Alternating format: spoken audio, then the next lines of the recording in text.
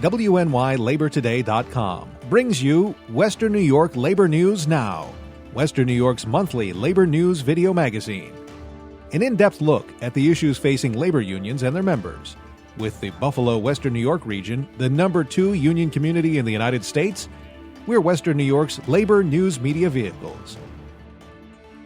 Making people aware of the good organized labor brings about. From fighting for workers' rights to giving back to our communities, we're Western New York's labor news vehicles, bringing you labor news you just won't find anywhere else. Western New York Labor News Now is brought to you by WNYLaborToday.com, your regional online labor newspaper. The International Union of Operating Engineers Local 17, building a quality of life for all of Western New York. The Civil Service Employees Association, New York's leading union. And New York State United Teachers, a union of professionals. It's fitting WNYLaborToday.com and Western New York Labor News Now focuses its Western New York labor history spotlight on United Auto Workers Tom Fricano in light of the all-important presidential election that's taking place in our country this year. In late 2015, local labor gathered for a celebration of Tom Fricano's life in suburban Buffalo, honoring the late UAW Region 9 director who passed away at the age of 75 in early February of last year. For those in the Western New York labor movement who do not know, Fricano was front and center during his long and nearly 40-year labor career with the UAW, rising through the ranks to become a major player with the more than 1 million member UAW, not only here in Buffalo and Western New York, but both regionally and nationally.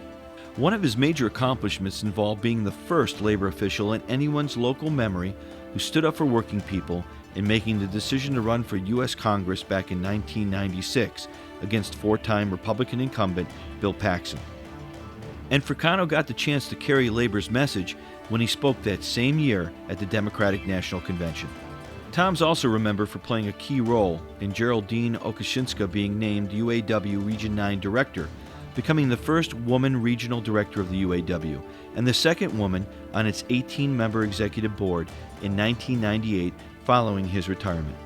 These are only some of the many and great accomplishments the late Silver Creek, New York native brought about over the years, coming up first as an apprentice electrician at the Chevy Tonawanda Forge plant in 1959, before eventually being elected and serving 3 terms as president of UAW Local 846.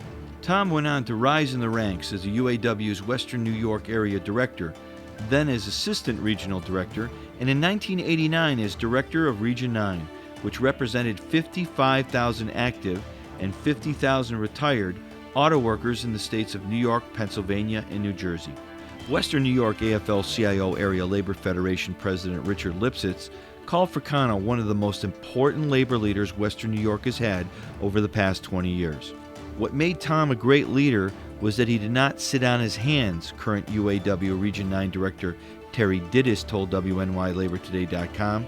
He's been such a pioneer in the UAW and the labor movement. Communication Workers of America District 1 Regional Director Debbie Hayes told WNYLaborToday.com that she was once represented by the UAW while an employee of the cafeteria at the Tonawanda Chevy plant. Hayes also worked on Fricano's congressional campaign. Said Hayes, he was a strong and awesome labor leader. He was well suited for the job because of his intelligence and energy. They don't make labor leaders like that anymore. He was 1 in a million. Pretty incredible, in fact. Dan Booty served as business manager of Painters District Council 4 and as president of the Buffalo Building and Construction Trades Council, as well as serving as Western New York's first Area Labor Federation president. Now retired, Booty fondly remembers Fricano as an all-around grassroots labor leader. He just wasn't interested in the UAW, Booty said. He was very interested in all aspects of working people and the labor movement, and I appreciated that. I also remember him renting out the top floor of a building where his congressional campaign was headquartered. In every window, he had a large letter placed in it, which strung out to say, Fricano for Congress. You know, he was a big shot with the UAW back then, but he made the decision to step up and run for Congress. We in the labor movement were very proud of him, and if I recall, Tom got nearly 43% of the vote. Family was always and extremely important to Tom Fricano, as was the labor movement and the new ways that he believed labor needed to communicate with its membership and the general public. Tom is missed, but will never be forgotten by the Western New York labor movement. His accomplishments are indeed labor history here in Western New York. And I think that we all would agree, as the CWA's Debbie Hayes so eloquently put it, they don't make labor leaders like that anymore. Ladies and gentlemen, please welcome congressional candidate Tom Fricano of New York.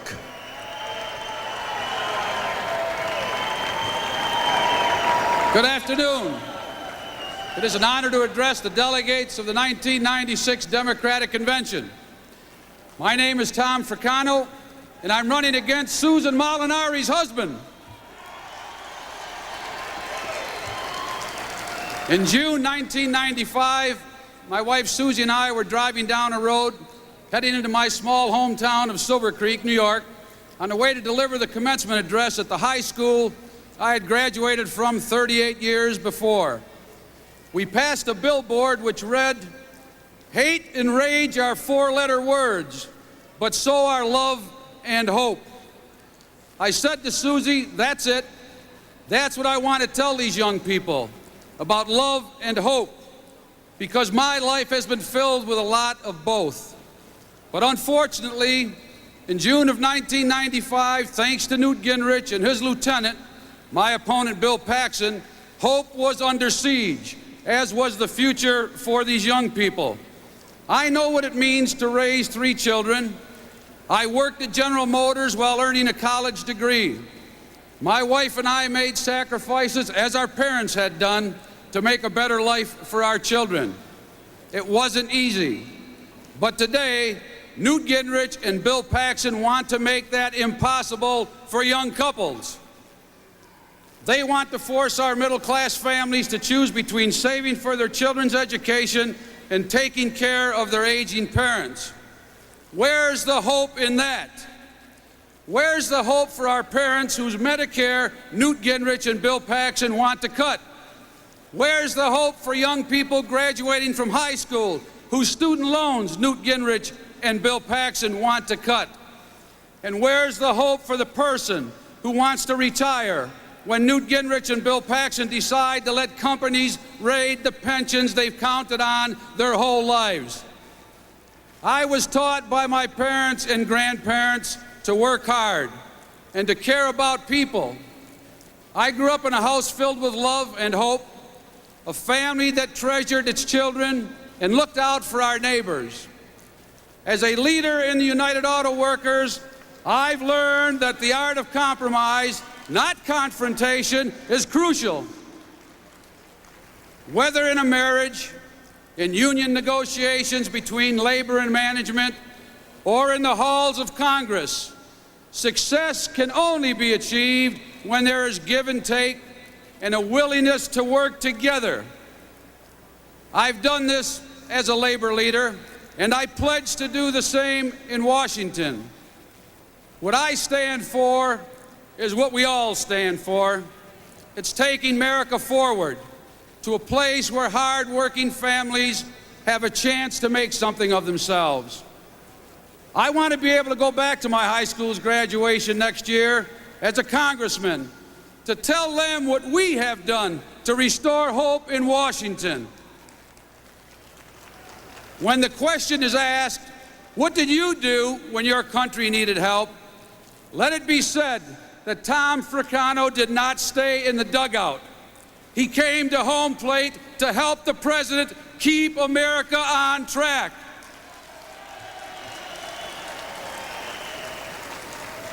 And on November 5th, the people of the 27th District will help us to hit a home run over the center field wall and send a message throughout this great land that we chose love and hope for our agenda. It's the right agenda for New York and the right agenda for America. Thank you very much.